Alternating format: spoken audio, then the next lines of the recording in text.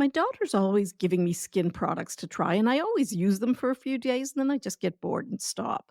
But since I started using OneSkin, and that's today's sponsor, I've been using it twice a day without fail. And I'm not kidding. I've been using it around my eyes and on my face. And within a week, I'm already seeing differences. It's easy to use, and my skin really feels soft, and I think it looks healthier. I'm sure you know this already, but stress, hormone fluctuations, and a lack of sleep can affect your skin. From dry skin to dark spots and acne, your complexion may not be where it used to be, and that's totally normal. However, one skin can really help.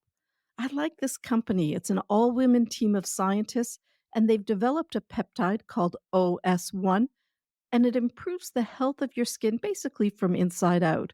In other words, it gets to the root of the problem. And as a physician, it's important to me that the benefits have been backed by studies.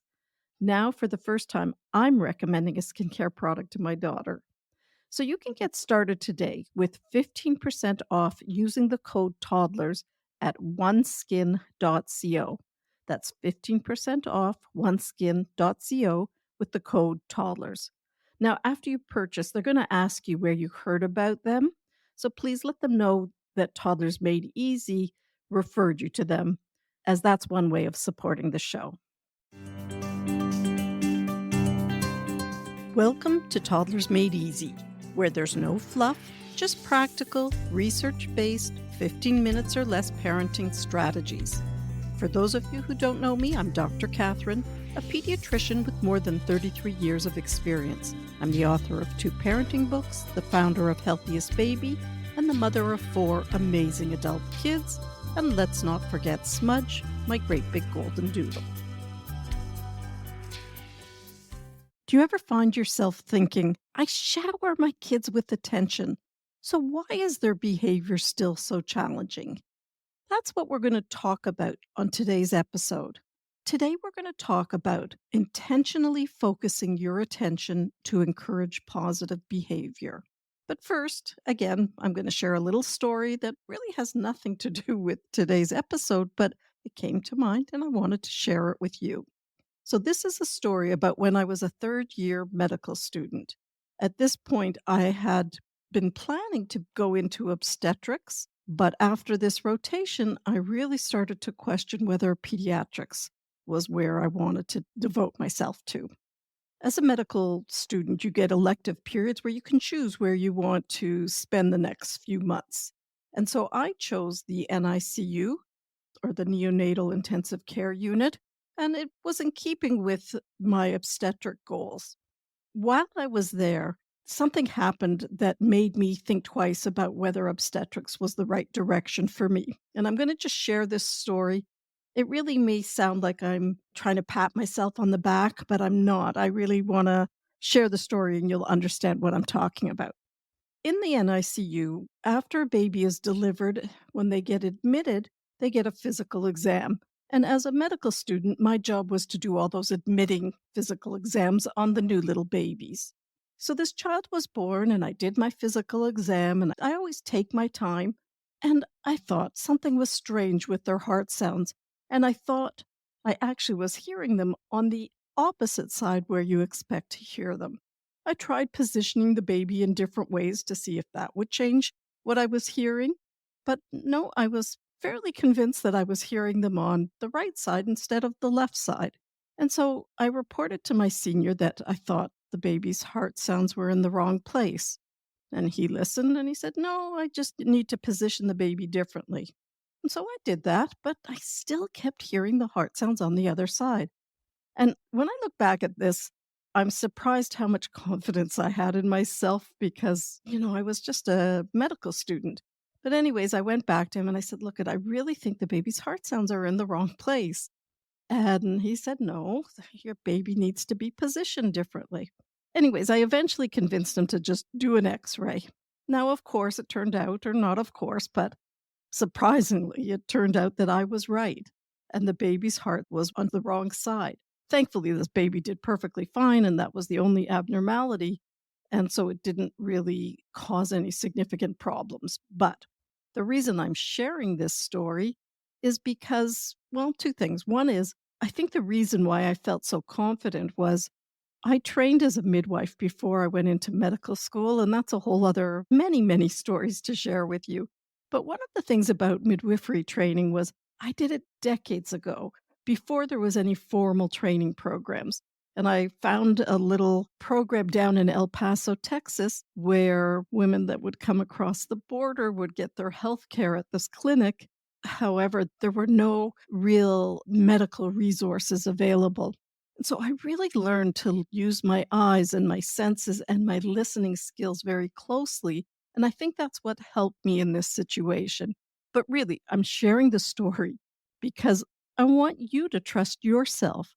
I want you to realize that, for instance, while I'm a pediatrician and I'm an expert in children in general, you're the expert with your child. And never forget that. Please trust yourself. So let's get back to the program. Now, today we're not just talking about showering kids with attention, we're talking about intentionally focusing your attention to encourage positive behavior. So let's get real. What's your child's absolutely favorite thing in the world? Is it candy? Well, I'm sure they may love it, but it's not the most favorite thing in the world. Well, how about the latest toy trend? Again, they probably love it, but you know what is their favorite thing in the whole wide world? It's your undivided attention, without a doubt. So here's the powerful but simple strategy: focus your attention on behaviors you actually appreciate.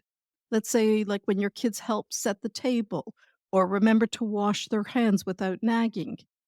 Give those actions the standing ovation they deserve, and you'll soon notice something extraordinary. Your little one will be thinking, hey, doing that made me feel amazing, and it got some special moments with my go to person. I should do it more often. The principle is easy. What you highlight tends to repeat itself. So, for example, today your child buckled themselves into their car seat without making it into a dramatic episode, and you verbally appreciate them for that, you're setting the scene for future replays. Essentially, you're letting them unlock more of your wonderful attention by doing actions that smooth out the wrinkles in the daily routine. Next time you find yourself falling back on saying, stop that, or you start resorting to timeouts, consider a change in tactics. Think of your attention as your child's most desired currency and use it to essentially buy behavior that you'd love to see more of. Believe me, the return of interest is something you won't regret. I want to share a little story with you about 3.5-year-old Rachel and her mom, Stacy. Her mom was exhausted from daily battles when it was time to pick up her son from school. Stacy decided to reach out for some guidance. Rachel had no issue with putting on her shoes or her coat. It was climbing into the car that was the war zone. Rachel would either sprint away or flop onto the ground like a rag doll. After many minutes of negotiating, bribing, and yes, even shouting, Rachel would finally, begrudgingly make her way to the car. Now, let's apply our focus on the positive lens here. From Rachel's point of view, suddenly having to stop her playtime to go on a dull car ride isn't exactly a thrill, yet it's not negotiable. So here's the twist. I pointed out to Stacy that Rachel was receiving a lot more attention, albeit negative attention, for refusing to get into the car than she was for readily putting on her shoes and coat.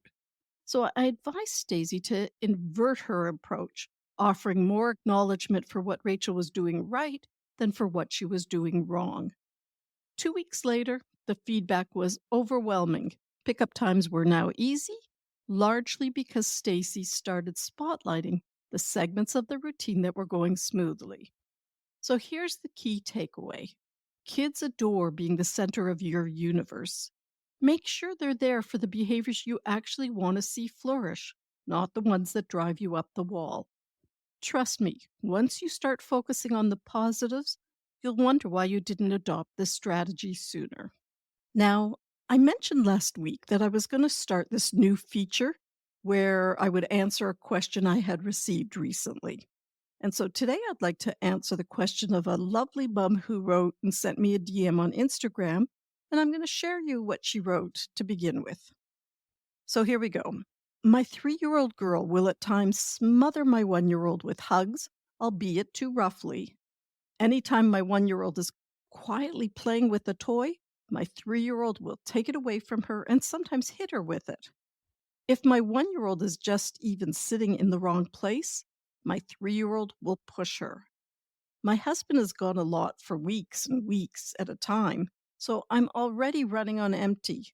I always try to parent firmly, calmly, and consistently, but it's hard when my tank is empty.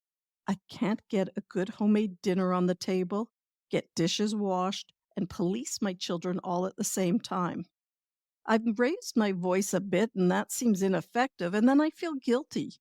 I've tried times out, but she still won't sit still, and I'm too nervous to put her in her own room unsupervised just for safety reasons. I don't want to fall into the trap of a reward system. And then the mom signed off at this point. So I want to thank you for sharing this concern, and it's a really common problem. So let me reassure you, you are not alone. But it does sound pretty tricky trying to do all this and be everything on your own. The overlying theme here is your older child is too rough with the younger one. Now, as with any toddler behavior issue, we need to look at the emotions behind the behavior. Think of the behavior as the icing on the cake, but there's a whole range of ingredients or emotions that form the cake.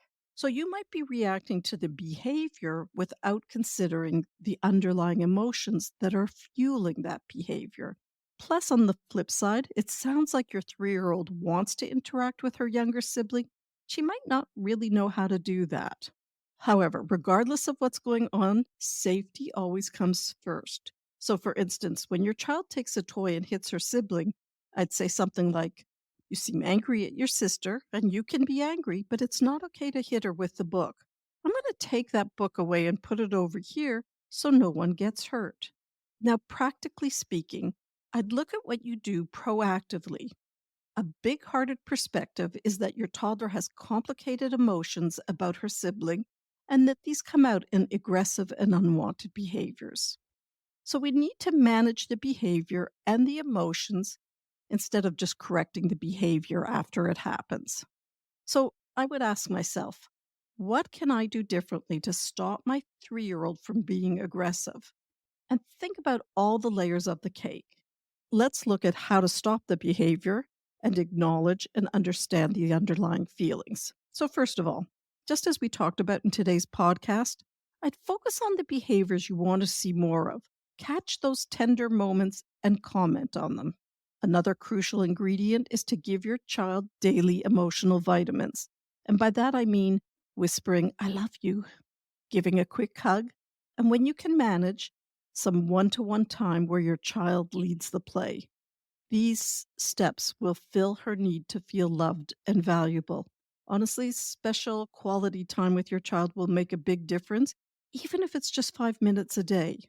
Now, chores are also a great way of boosting self esteem and giving your child a little bit that role of the elder child. So give very simple chores like laying out the napkins at the table at mealtime. You want small chores that your child can do successfully. Sibling relationships are in many ways fragile. You want to be careful not to label your older child the troublemaker and the younger one the vulnerable one. Try not to intervene if you don't need to. For instance, if your older child takes a toy away from the baby, but the baby doesn't really care, you don't need to say anything in the moment. Just take note of it and think about how can you encourage respecting each other's space, taking turns, and sharing at an unrelated time. So you see, we're not ignoring it, we're just turning it into something you need to teach your child about as opposed to punishing them. Use a big hearted interpretation of the problems. So let's say your toddler is hugging too hard. Put yourself in your toddler's shoes for a quick moment and try to understand what she's going through. Now, I'm guessing here because I don't know your child, but I could imagine something like, "I really love my little sister, although I also find her really annoying. And she takes up too much of mummy's time, and I resent that." In other words, you can see that she has mixed feelings, and this might be a little bit scary for her. And that's where being firm but kind helps your child to feel safe, knowing you're in charge. So now You see, there's a mix of good and not so good feelings. Acknowledge those feelings. Sometimes you love having a little sister, and sometimes not so much. At another time, I'd work on the rough hug, but I wouldn't focus on how not to hug. Instead, I'd say, "Hey, want a really yummy hug?" And I'd give her one. And then I'd ask her to go give her sister a yummy hug, and then comment on it. "Oh, that was a lovely hug you just gave." Lastly, I would do a reset. It sounds like your daughter is enjoying the negative attention she's getting. So let's break that cycle. Don't take the bait. Remember, your toddler is just acting her age, and she's a really good kid struggling with some big emotions. Expect change to happen slowly. Emotions need to change for behavior to change, and emotions change slowly. Lastly, is there any way you could get some help, like a teenager down the road who could help while you're preparing meals or putting the kids to bed? Because it sounds impossibly hard to do this on your own. And I'm guessing you don't have any time to recharge yourself either. I'm sure you're running on empty. So I would encourage you to accept any help that allows you to get some time to take care of you. It's not a luxury, it's a necessity. In the meantime, keep up the good work.